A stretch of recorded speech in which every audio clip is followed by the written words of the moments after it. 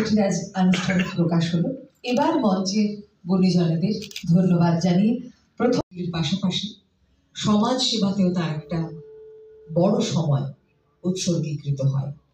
2007-08 এই সময় তিনি ব্যারাকপুরের rotary club of Ganga heritage এবং কলকাতা টেম্পল সিটির রোটারি ক্লাবের সভাপতি ছিলেন। আমাদের এখানে আজকে রয়েছে।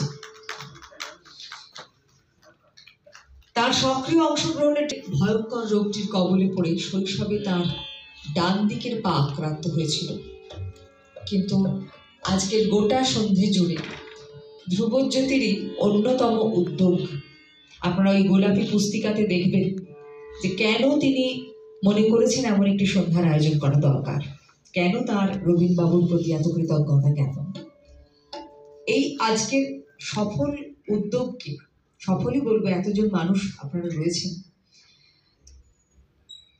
কেন তিনি এভাবে ভেবেছেন, কেন তিনি এই পর্যায়ে গিয়েছেন, এই লেখাটি পড়লে বুঝতে পারবেন। ওর একটি চমৎকার লেখা আছে। বাস্তব জীবনের প্রতিটি পদক্ষেপে তিনি তার পদসঞ্চারের যে প্রতিবন্ধকতা তাকে চ্যালেঞ্জ করতে করতে এগিয়ে গেছেন এবং আজ তিনি সফল। ডক্টর ধ্রুবজ্যোতি চক্রবর্তী প্রতিবারই জিতে গিয়েছেন সব বাধাকে, সে যাত্রা নিরন্তর। আমাদের সকলের শ্রদ্ধা জানবেন। আজকে আপনারা বিভিন্ন বক্তাদের কাছে শুনলেন রবীনবাবুর ব্যাপারে, এবং আমি আর বিশেষ কথা বলে আমি সময় নষ্ট করছি না। আমাদের যে শিডিউল টাইম তার থেকে বেশি হয়ে গেছে, তো আমি স্বল্প করে আজকে, এখন বসন্ত মানে এই মাসটা আর কি, বা এই ঋতু বসন্ত ঋতু, এবং সবই আমরা বসন্ত পঞ্চমীর আরাধনা করে উঠলাম।